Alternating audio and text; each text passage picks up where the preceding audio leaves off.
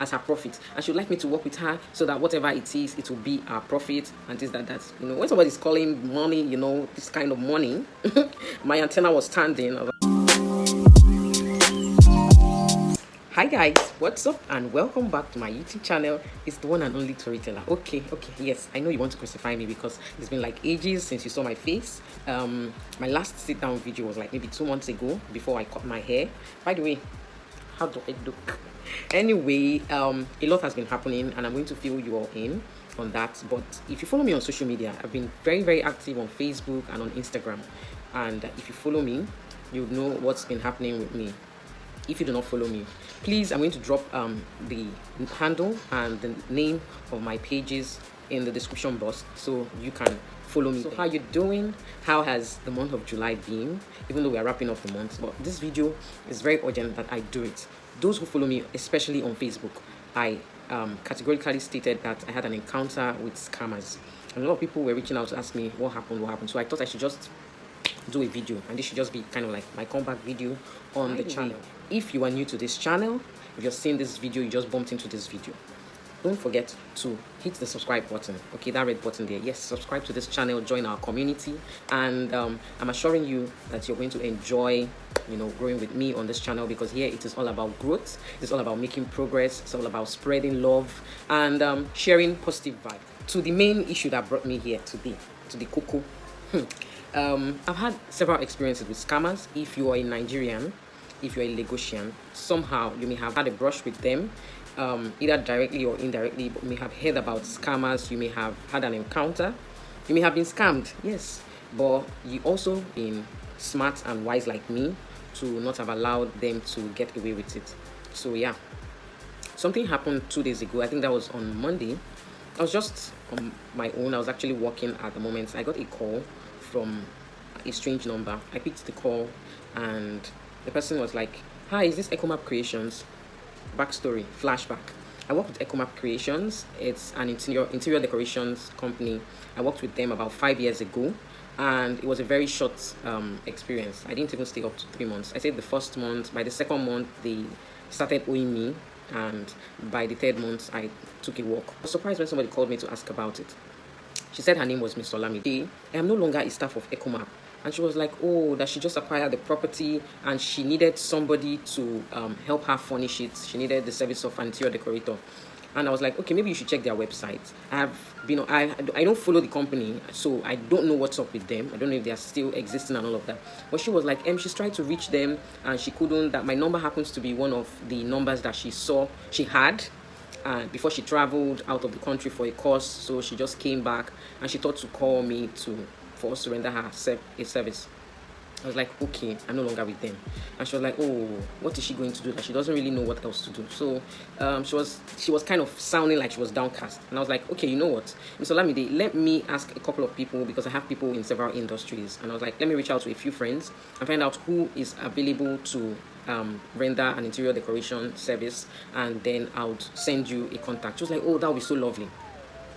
So I reached out to a couple of friends. I got 2 people with fantastic service and all of that. I was like, okay, this will be nice. Let me, you know, I'd actually even chatted them up.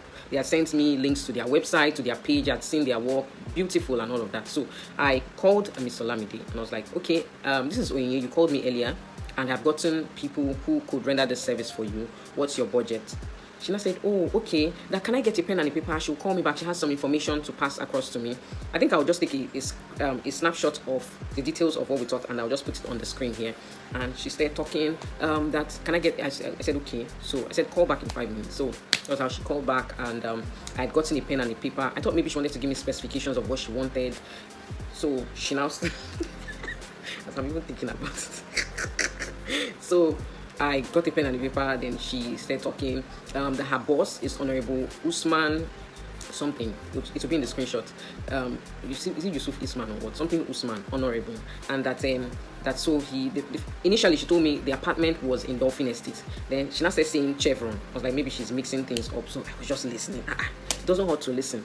So she said it's apparently duplex, a 12-bedroom duplex in Chevron. They need this, they need that, that they want to also fumigate, they need a cleaning agent, they need blah blah blah blah blah. Then she mentioned one, okay, yes, she called it sanitizer, that her boss has wants them to order for this sanitizer, but that she feels that this is an avenue that to make, a little change. That the budget for the sanitizer, I think she said something about 500 and something K, 520,000 for a gallon, and they need 90 gallons. And she would like me to work with her so that whatever it is, it will be our profit and this, that. When somebody's calling money, this kind of money, my antenna was standing. I was like, okay. I was writing. She said, so she has told her boss that she can get it for 250, but that her boss is going to call me, but she wants this information to just be between me and her. I shouldn't tell her boss that she has found an invoice for the one they bought last year, and it was sold for 140k. So by now it may be 200k. And so she wants me to tell her boss that it's 250, that she has gotten the contact of the person who sold it to them, and the person is in Agbara Industrial Estate, one Mr. John. She said, oh, yeah, take his number. I took his number. She was just talking. Basically, she wanted me to buy the stuff from the Mr. John and then send it to her boss for more than what I have bought it. So the extra money on top will be our share. That's the conclusion of everything. And so yeah, that's what she wanted. She was just talking, and that her boss is ready. My account number, that her boss will call me to ask for my account number so that he can make the payment. I said, okay, what's the name of the company you want me to buy the sanitizer from? She told me, Divine Grace Nigeria Limited. I was like, okay, I was writing. She said, okay, so I should call Mr. John and confirm that they have it. They need 90 gallons and blah, blah, blah, blah. I said, okay, no problem. So immediately she dropped the call. She said she'd be expecting to hear from me. Immediately she dropped the call. I went online and I googled Divine Grace Nigeria Limited. You can also type it on Google. And the first thing I saw was new fraud in town. New fraud in town. Apparently, this is a new scam system, a new method of defrauding people. I don't know what exactly she was thinking. Maybe she was thinking that I don't have sense, because I now read the what I had seen on Google. There were 2 people who had very similar experiences. I didn't call her back. Long story short, I got another text message from somebody saying he's Honorable Usman, that he's waiting to hear from me, that I should call him. I should use my credit and call you. Your head is not correct. So that's a long and short. I didn't call her. I flashed her several times. She didn't call. Maybe she has. So my people, that was my experience. Have you had an experience with a scammer? There are different ways to do this thing. There are different ways. There's the online scam. There's the face-to-face physical contact scam and all of that. Anyway, but I was just wondering how she got my number. So I think what I want to point out here is that I think that they usually scout for numbers through people's websites, maybe places you submit your CV, places you work, and all of that, and they just come because, yes, she got my number, and yes, I work with Echo Map Creations. So she may have gotten my number, and she was talking about interior decorations. So there's a high chance that she got my number from their website or from their page or something. So I'm just saying this to let you know that if it is for getting your number, they can get your number and they can call you. But how do you handle it? You have to be smart. I think that, I don't know, I have this impression that most people that are scammed are either selfish, greedy, or covetous, and they are easily carried away. Imagine 520k times 90 gallons. Calculate it in naira, the amount of money that it is. But I wasn't moved by that, and so it didn't move me. So there are people that they will hear it and they will be like, this is an opportunity to make money, and they will just fall moved. So that's the long and the short. I hope you enjoyed my wonderful tale. I'll see you in my next video because this one is getting too lengthy. Please, if you have been scammed or you know about any scamming experience, please share in the comment section. Let us learn today. I'll see you in my next video. Don't forget to hit the subscribe button, okay? And in my next video, I have a big announcement. Yes, I have a big announcement. So I'll see you. Bye.